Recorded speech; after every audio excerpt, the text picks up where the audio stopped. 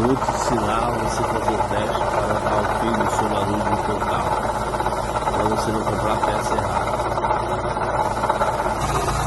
Você pega uma chave 19 fixa, uma destria, tá? Aí você vem aqui com cuidado, com o carro ligado, tá?